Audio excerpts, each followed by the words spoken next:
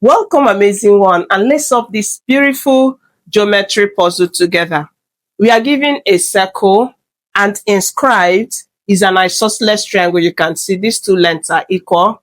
This length is 5 units, length BC is 5 units, length AB is 6 units. This triangle is touching the circumference of a circle at point A, B, and point C. And the question is asking us to find the area of the circle. Is it something you can do? It's just so easy. Let me take you through it step by step. Now remember, for us to find the area of the circle, it's just for us to do this pi r squared. This is the formula. And what it means is that we need to identify the radius of the circle. How do we do that? Let me show you. Now what you need to do first, this is an isosceles triangle. And remember, for every isosceles triangle, it has just a single line of symmetry, which runs from the vertex touching the base of the triangle. So in that case, we are going to get it so that we can get the height of the triangle. Let's do it together. So we are going to drop a line from this corner, this vertex. So we have a line there. This becomes the height, the perpendicular height of the triangle. We can find this height to help us in finding the radius. So what should we do? Remember, this height, like we said, divides this perpendicular height divides the base of the triangle equally, since this is an isosceles triangle. So we can adjust this part. From here to here, length AB is 6 units. So it means this length from here, we can label this point M. It means that from A to M will be 6 divided by 2 will give us 3 units. And from length from M to B will also give us 3. So that when you add it together, it gives you 6 units. You have not changed anything. Now, what should we do next? We can now find the height. You see that these two triangles formed are congruent. So you are free to use any of the parts of the triangle to find the height. And if you do that, we are going to have, this is what we have. The triangles here. This length is given as 5 units, length BC, and this length MCM is what we are looking for. MB is given as 3 units. So to find this height, you see that you're working with the 3 sides of a right triangle. Use your Pythagorean theorem. Remember that the longest side is the side that is opposite to the right angle. Square the longest side, so we are going to have 5 squared should be equal to the square of the 2 legs summed. So we have h squared plus 3 squared. Now what should we do next? We keep solving. 5 squared will give us 25 is equal to h squared.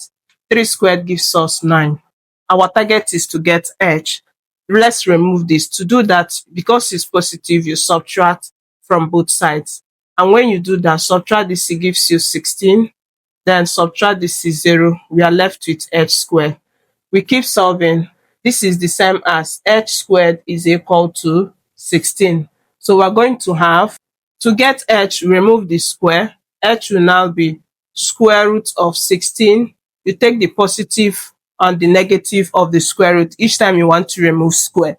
But because the height can't be negative, we only take the positive square root. So in that case, we have it that the height of the triangle is given as square root of 16 gives you 4. This gives us the height of the triangle. So we can label this place 4 units. Now, what should we do next? Can we extend this line from this point? Let's extend the line to touch the circumference. Let's do it together. So we can adjust this.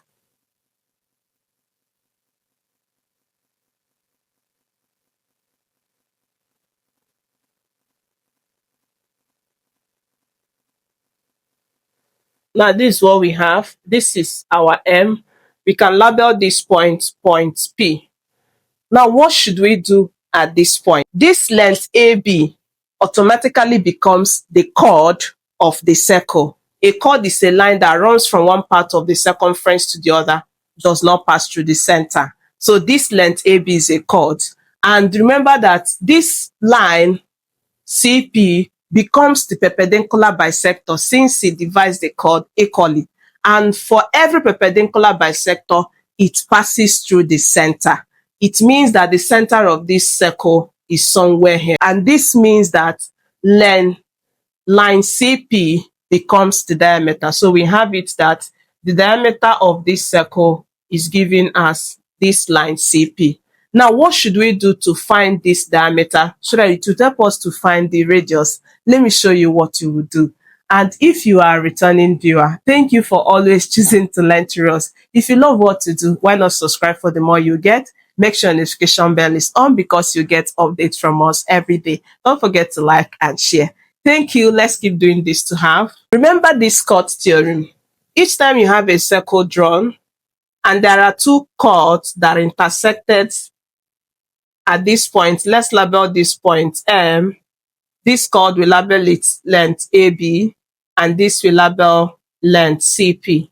The intersecting chord theorem states that the product of these two line segments AM, so we have AM, let's take it here, multiplied by MB should be equal to this, which is CM multiplied by MP.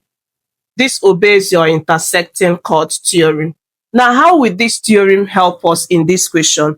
If you go back to the diagram, you observe that this length AB is a chord and this length CP is the diameter, and diameter is a special type of chord. So it means we can apply this, since they both intersected at point M, we can apply the intersecting chord theorem on this. So let's do it together. Length AM, so applying the theorem, we are going to have length AM, which is 3, multiplied by MB, which is also 3, should be equal to length CM, which will give us 4. Remember, from here to here, we got it as 4, multiplied by MB, and MP we don't know, so it's multiplied by length MP.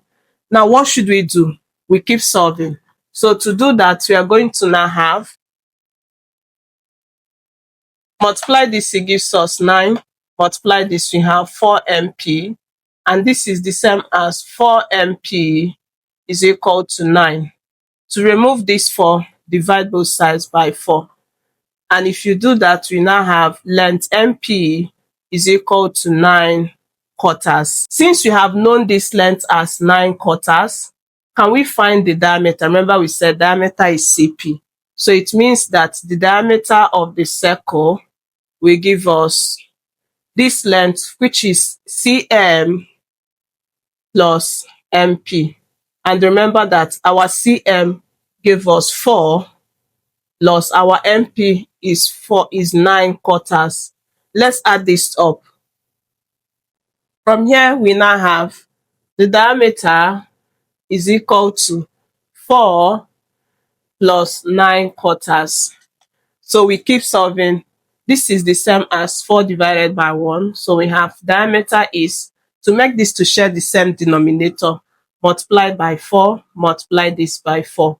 4 times 4 is 16. 1 times 4 is 4 plus 9 quarters. We can now add, since they have the same denominator.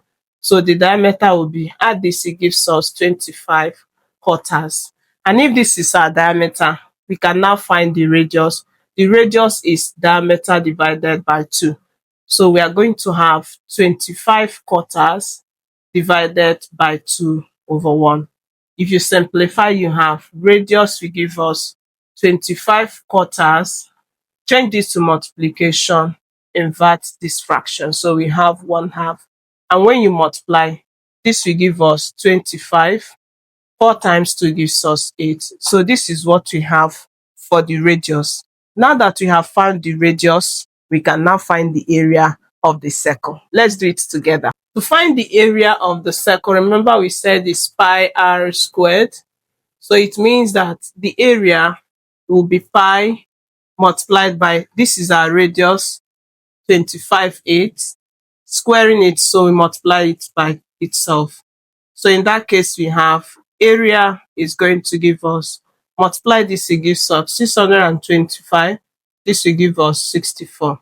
So this is what we have for the area of the circle in square units. You can also use the approximated value. Just cue this in the calculator. It gives you area is approximated to 30.6796 square units. So these two values for the area are equal. And I hope you learned something. Don't forget to tell us how much. Like, share. I'll also be curious to see your own method. Thank you for always choosing to learn through us. I look forward to seeing you in my next video. Have a lovely day. Bye.